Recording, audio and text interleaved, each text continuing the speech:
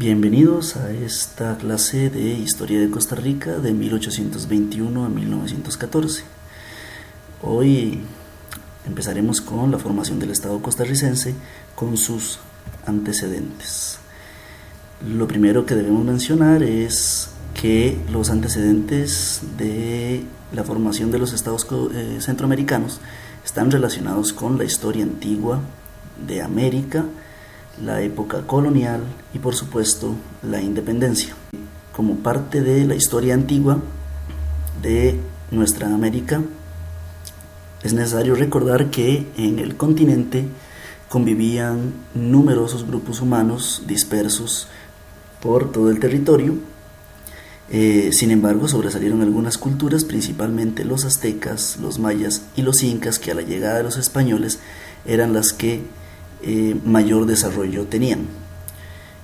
Con la llegada de los españoles, los modos de vida de estas culturas antiguas cambian de forma sumamente violenta, porque estamos hablando de un choque cultural de completa desigualdad, donde los españoles dominaron por la fuerza a los grupos indígenas.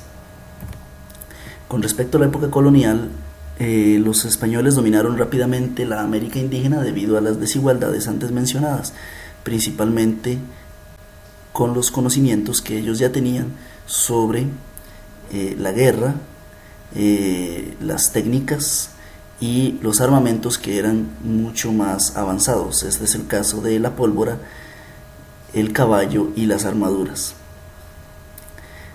Las formas de dominación fueron sumamente agresivas. Podemos hablarlo no solo a través de la guerra, sino también de la esclavitud, la explotación, las enfermedades o incluso la misma religión, la cual supuso una imposición de una fe completamente diferente a las concepciones antiguas que ya tenían los indígenas americanos. Pero esto también conllevó a una trascendental mezcla cultural, que es el mestizaje, y a su vez el sincretismo o mezcla de las culturas tanto europea como americanas, manifestadas principalmente en la religión, pero que son lo que dieron la forma a lo que es el continente americano y sobre todo latinoamericano de nuestros días. Y por supuesto la época independentista, que se lleva a cabo debido a ciertos procesos internos. Estos son los descontentos de los criollos con respecto a aspectos externos que se estaban dando, y sobre todo los privilegios que estaban siendo perdidos por parte de los españoles nacidos en América. Y por supuesto los procesos externos que están relacionados con la Revolución Francesa, la independencia de los Estados Unidos, la independencia de Haití, las reformas borbónicas incluso a lo interno del Imperio Español, la invasión de Napoleón Bonaparte a España, entre otras. La independencia ocurre básicamente de dos formas: las guerras independentistas, que vamos a ver más adelante, y los procesos más moderados o pacíficos. Los antecedentes de la independencia de la Capitanía General de Guatemala los podemos ubicar en estos aspectos. El primero que vamos a analizar es la época de la Ilustración y el liberalismo, seguido por las reformas borbónicas, la Revolución Francesa, la independencia de los Estados Unidos, la independencia de Haití, la independencia latinoamericana en sus dos manifestaciones, primero México y Sudamérica, y por supuesto Centroamérica, y un breve repaso sobre las rebeliones centroamericanas. Con respecto a la Ilustración y el liberalismo, debemos decir que la Ilustración es una concepción humanista de lo que es el uso de la razón sobre los mitos, las creencias y sobre todo la religión de la época. La Ilustración se manifiesta en los siglos XVIII, básicamente, llamado el siglo de las luces, por los conocimientos que se estaban teniendo, donde la razón predominaba sobre la religión, como habíamos planteado. Además, se plantea el liberalismo político y la separación del poder por parte de grandes pensadores, en este caso Montesquieu, John Locke o Rousseau, que plantean la separación del poder, es decir, ya no basado en la figura de un rey, sino que existieran diferentes poderes que controlaran o que se autocontrolaran entre ellos mismos. Y por último, el liberalismo económico de Adam Smith, el cual pretendía poner fin a las interferencias de los estados y a la monopolización del comercio, es decir, estas interferencias significan que el Estado, basado en la figura del rey, controlaba todo y monopolizaba el comercio. Solo se podía comerciar dentro del imperio y no se podía comerciar con otros. Entonces lo que plantea es que diferentes empresas puedan comerciar libremente con los estados que ellos deseen. Por otra parte, las reformas borbónicas es una serie de reformas implantadas en el imperio por la dinastía de los Borbones. Estas reformas están basadas en la concepción de la ilustración y el despotismo ilustrado. ¿Qué es el despotismo ilustrado?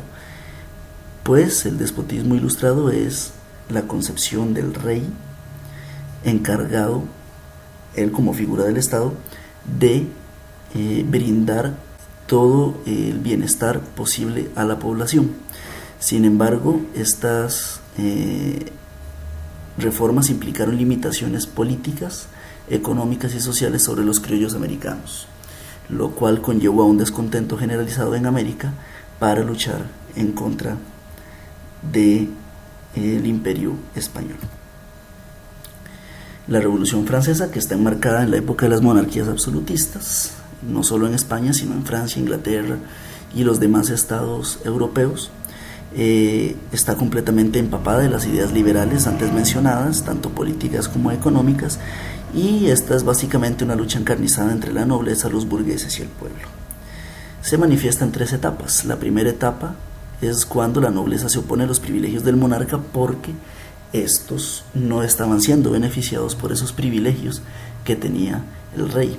Por lo tanto, desean cambios que los favorezcan. La segunda etapa ocurre cuando la burguesía se ve perjudicada en sus intereses, buscan cambios radicales que gracias al pueblo logran obtener el poder. ¿Cuáles son estos intereses? Bueno, los intereses que consiguió la nobleza en la primera etapa y que los burgueses se vieron perjudicados durante la época de dominio de la nobleza. La burguesía en esta segunda etapa controla el poder. ¿Qué sucede en la tercera etapa? Es la conocida como época del terror, cuando el pueblo que apoyó a la burguesía en la etapa anterior ve perjudicados sus intereses. Por lo tanto, el pueblo se organiza, combate a los burgueses y a la monarquía y empieza a asesinar, a cortar cabezas a estos otros 2 grupos.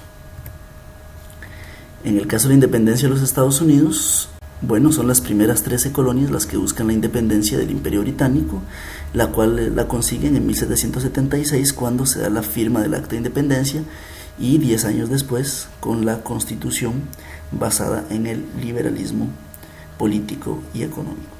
La independencia de Haití es el segundo estado americano en independizarse después de los Estados Unidos.